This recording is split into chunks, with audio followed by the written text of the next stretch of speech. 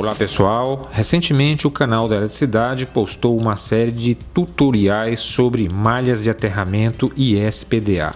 Hoje a gente publica o terceiro vídeo da série, dando uma ênfase especial às descargas atmosféricas, que causam diversos prejuízos, como incêndios em florestas, edificações, colapso na rede de energia elétrica, interferência na radiotransmissão, acidentes na aviação ou nas embarcações marítimas, mortes de seres humanos e animais, queimas de eletroeletrônicos e por aí vai. Mas quais seriam os benefícios de um raio? Me transforma um raio numa coisa útil.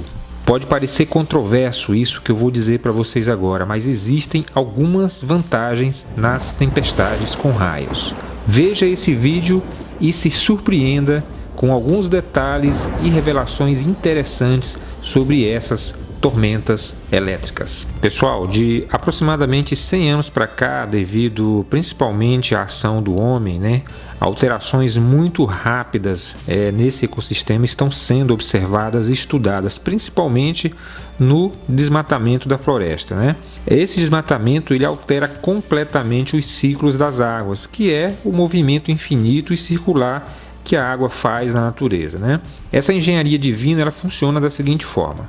Primeiramente, essas águas das superfícies encontradas nos rios, lagos e oceanos, e também através da evaporação e transpiração dessa água contida na fauna e na flora, ocorre a formação das nuvens na atmosfera. Quando essas nuvens ficam sobrecarregadas e atingem altitudes elevadas, ocorrem as chuvas, que caem novamente sobre a Terra, formando assim o ciclo das águas mais uma vez.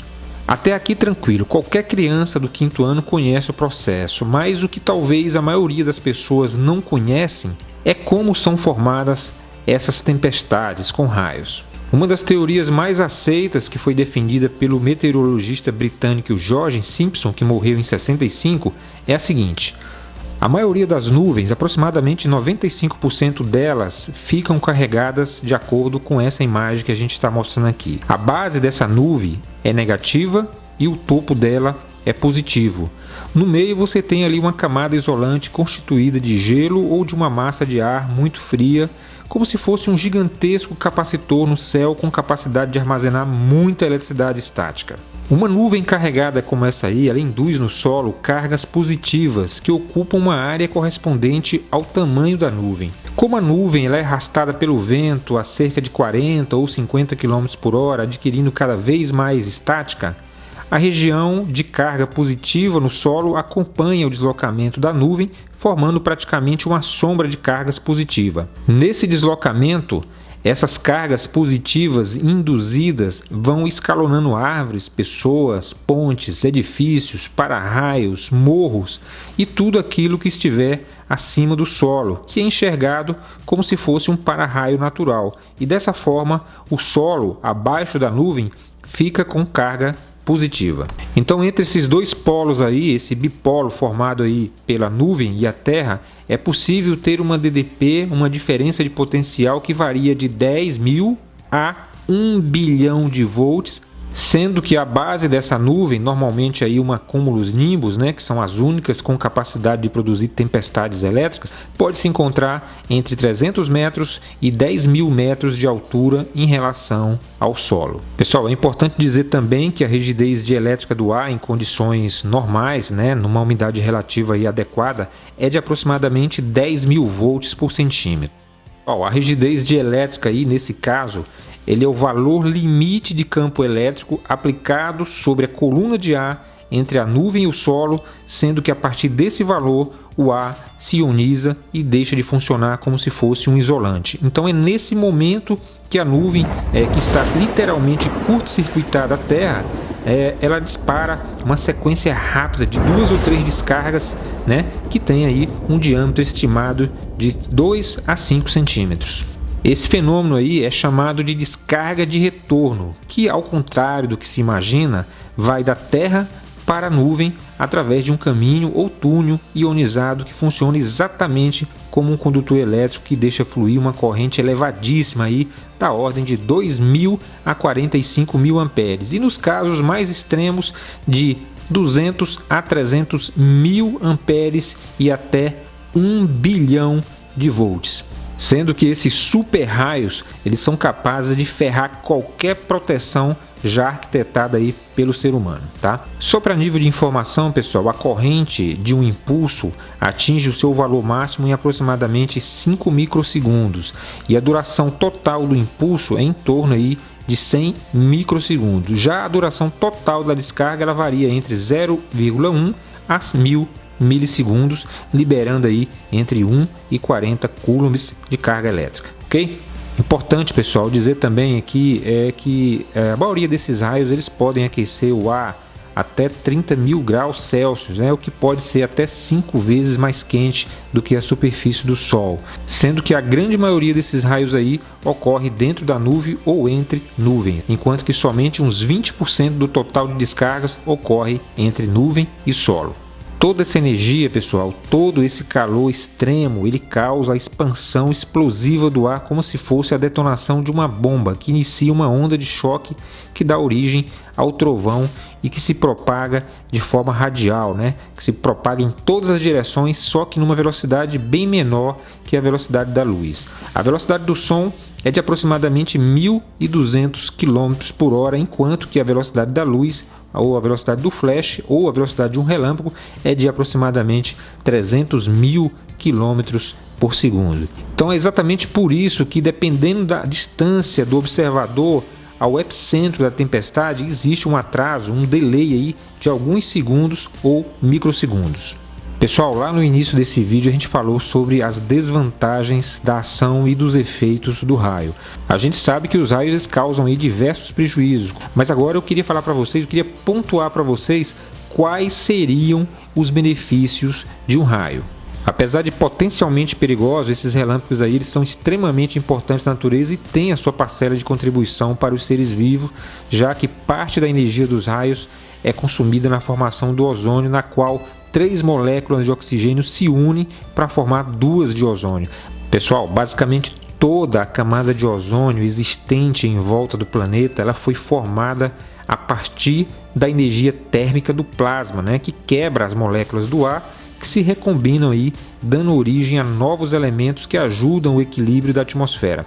Essa fábrica natural de ozônio é essencial à manutenção da camada de ozônio, que é um escudo natural à radiação ultravioleta do Sol, possibilitando aí que apenas uma parte dela chegue ao solo. Se essa radiação for muito elevada, pode ser letal aos seres humanos, causando várias doenças aí, inclusive o câncer de pele, como a gente já conhece bem. Além disso, pessoal, o ozônio, que é uma molécula triatômica de oxigênio, quando ela é combinada com a água da chuva, por exemplo, extermina alguns tipos de vírus e organismos primitivos 3.000 vezes mais rápido do que o cloro, sendo que o ozônio é a mais potente substância antiviral conhecida pelo homem. Agora imagina, pessoal, os benefícios que essa solução ela tem sobre a flora, como se fosse um fungicida natural que Deus criou.